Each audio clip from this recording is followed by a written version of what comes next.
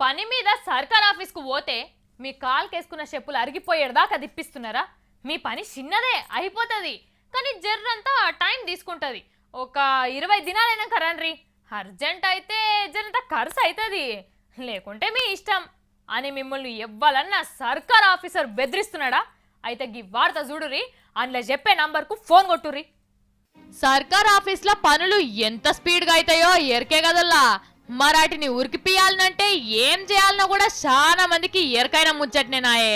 మనకు తెలియకున్నా అందులో పని చేసేటోళ్ళే చెప్తారనుకోరి. పంచాయత్ ఆఫీసులకు వెళ్ళి పెద్ద పెద్ద ఆఫీసుల దాకా కాగితం ముంగట్కి కదలాలనంటే పచ్చ కాగితం చేతిలో పెట్టాలనే ముచ్చట బుడ్డ పోరని అడిగినా చెప్తాడు. గిసుంటి లంచాలు తినేటోళ్ళు ఇప్పటి సంది జర పానం ఆగ్యలో పెట్టుకోమంటున్నారు వీళ్ళని దొరకబట్టేటోళ్ళు. గదే ఏసీ బోళ్ళు.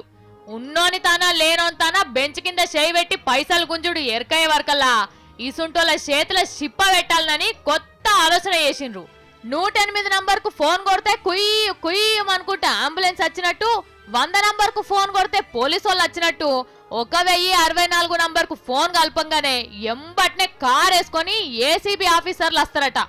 ఈ నంబర్కు ఫోన్ కొట్టనికే పైసలు కూడా ఖర్చు కావట, అంతా ఫిరేనట. పబ్లిక్ పని చేయమంటే పైసలు తినేటోళ్ళ పని పట్టనికే గిట్లా చేస్తున్నారు మన ఏసీ బోళ్ళు.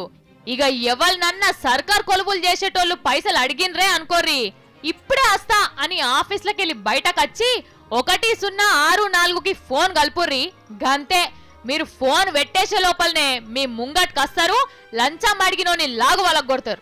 గందుకే ఈ నంబరు ఎంబట్నే మీ ఫోన్లలో ఎక్కించుకోరి. వారం రోజులు అవినీతి వారోత్సవాలని జరుపుతున్నారు కదా, గన్లా ఈ ఉపాయం చేసిండ్రు లంచాలు తినేటోళ్ళ పని పట్టేటోళ్ళు. అంతా మంచిగానే ఉన్నది గాని సారు, మంది తన పైసలు తినుడు అలవాటైన పందికొక్కులు మారుతున్నాయా?